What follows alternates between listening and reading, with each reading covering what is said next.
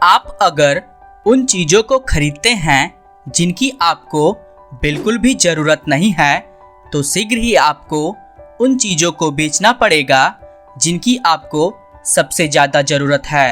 ये कहना है विश्व के छठे सबसे अमीर आदमी वॉरेन बफेट का। और आज की इस वीडियो में हम जानेंगे शुरू से उनकी लाइफ जर्नी के बारे में कि दुनिया में उन्हें कैसे शेयर बाजार के जादूगर के नाम से भी जाना जाता है। वॉरेन बफेट का पूरा नाम वॉरेन एडवर्ड बफेट है। उनका जन्म 30 अगस्त 1930 को अमेरिका के ओमाहा नेब्रास्का शहर में हुआ और उनके पिता का नाम हॉवर्ड बफेट था, जो कि एक अमेरिकन बिजनेसमैन, इन्वेस्टर और एक पॉलिटिशियन थे, और माता का नाम लीला बफेट था। और इसीलिए वॉरेन बफेट को अपने पिता से ही प्रेरणा मिली सेविंग और इन्वेस्टिंग का। वॉरेन बफेट को बिजनेस और इन्वेस्टमेंट का शौक बचपन से ही था और वह जब 11 साल के थे तो वह घर घर जाकर न्यूज़पेपर बांटा करते थे और वह न्यूज़पेपर बेचकर हर महीना का $180 कमाते थे और उन पैसों का वो कहीं ना कहीं इन्वेस्ट कर देते। उन्होंने न्यूज़पेपर बेचकर 14 साल की एक छोटी सी उम्र में एक ज़मीन भी खरीद लिया था और उन्होंने कॉलेज के समय तक $80,000 का बचत कर लिया था, जो कि उस समय के हिसाब से बहुत ही बड़ी रकम थी।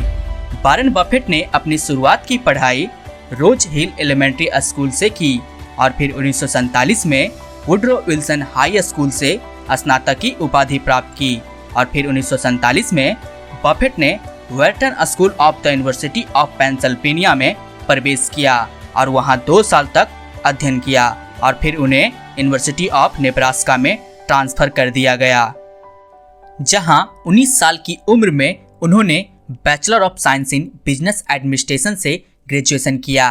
फिर उन्होंने हार्वर्ड बिजनेस स्कूल में जाने का सोचा, लेकिन वहां से वे रिजेक्ट हो गए और फिर उन्होंने 1951 में कोलंबिया बिजनेस स्कूल में दाखिला लिया और वहां से इकोनॉमिक्स में मास्टर ऑफ साइंस की डिग्री ली, जहां वॉरेन बफेट ने बेंजामिन ग्राहम से बहुत कुछ सीखा। और वॉरेन बफेट का मानना है कि आज वो जो भी हैं उसका पूरा श्रेय बेंजामिन ग्राहम को जाता है।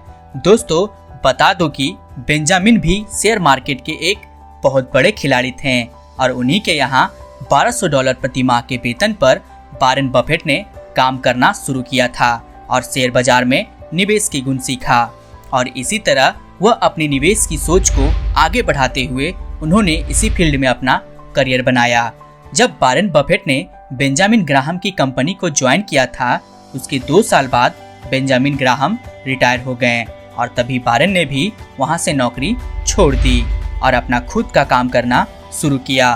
फिर उन्होंने बर्कशायर हैथवे कंपनी का शेयर खरीदना शुरू किया, जो बेसिकली एक टेक्सटाइल कंपनी हुआ करती थी, और बाद में वॉरेन बर्कशायर हैथवे कंपनी के सीईओ बन गए।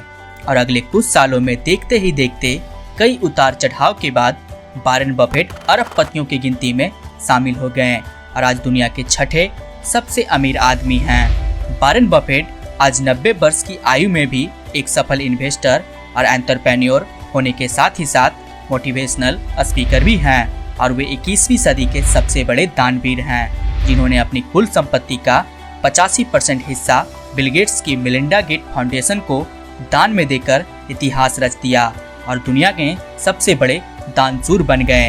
अगर वॉरेन बफेट के निजी जीवन के बारे में बात की जाए तो बफेट ने 1952 में सुसान थॉमसन से शादी की और उनके 3 बच्चे हुए, सुसी, हावर्ड और पीटर।